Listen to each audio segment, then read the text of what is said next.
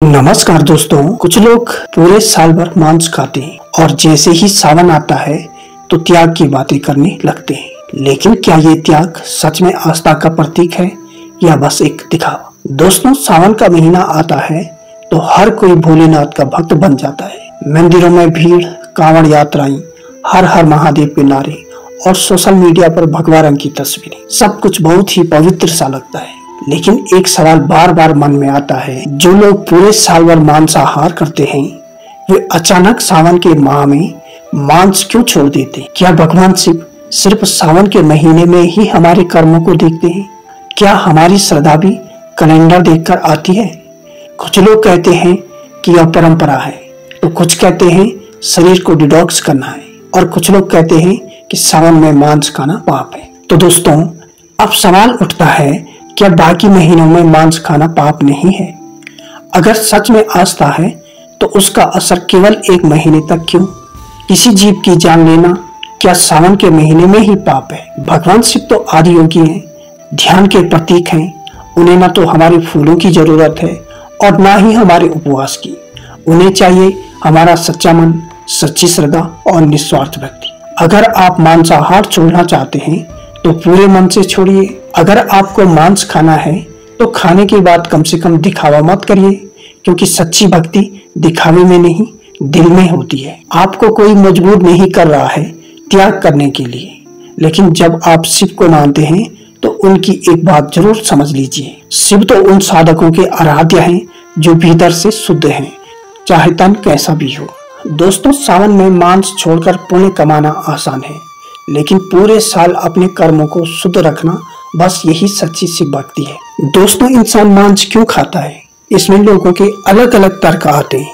कुछ लोग कहते हैं शरीर में शक्ति के लिए, तो कुछ लोग कहते हैं टेस्ट के लिए, तो कुछ लोग कहते हैं हेल्थ बढ़ाने के लिए। अब अगर देखा जाए तो धरती पर सबसे ज्यादा हष्ट पुष्ट जानवर हाथी होता है, लेकिन वो तो घास खाता है, मांस नहीं। अगर शक्ति की बात की जाए तो अपने शरीर के हिसाब से सबसे ज्यादा शक्तिशाली जानवर घोड़ा होता है, लेकिन वो भी घास खाता है, मांस नहीं। यदि अगर स्वादानुसार देखा जाए तो मांस में अगर मसाले न मिला जाए और कच्चा मांस खाने के लिए दिया जाए तो क्या उसमें टेस्ट होगा? और यदि मांस इंसान के लिए आवश्यक होता तो शायद छोटे बच्चे को पैदा होते ही मांस का टुकड़ा उसके मुंह में रखा जाता। तो दोस्तों, हम कैसे इस तर्क को स्वीकार कर लें कि मांस खाने से शरीर में शक्ति आती है, या मांस खाने से शरीर हष्ट पुष्ट होता है, या मांस खाने से जीभ में टेस्ट आता है? दोस्तों, अगर देखा जाए तो इंसान के पूर्वज कौन है? बंदर, लंगूर। लेकिन बंदर और लंगूर तो मांस नहीं खाती, तो फिर इंसान कैसे मांस खाता है? दोस्तों, इंसान के लिए मांस बना ही नहीं था। अगर शायद इंसान के लिए मांस बना होता तो शायद हमारे दांत शेर या भेड़िया जैसे होते। दोस्तों, जो लोग सावन के माह में मांस का निषेध करते हैं, क्या वो पाप कर्म से बच जाते हैं? इससे पाप कर्म और भी ज्यादा बढ़ जाते हैं। इससे मैं आपको एक उदाहरण के माध्यम से बता सकता हूँ। यदि अगर कोई व्यक्ति गलत काम करता है और पकड़ा जाता है, और पकड़े जाने पर भी उस गलत काम से बचने की कोशिश करता है, तो उसका पाप और भी बढ़ जाता है। और जब यही हम भगवान को बेवकूफ बनाने के लिए करते हैं तो शायद इससे बड़ी तो कोई सजा भी नहीं होगी। अब एक उदाहरण के माध्यम से आपको समझाता हूँ। यदि कोई बच्चा विद्यालय में गलत काम करता है, पकड़े जाने पर साफ मना करता है, तो टीचर का बच्चे के प्रति गुस्सा और क्रोध और ज्यादा बढ़ जाता है।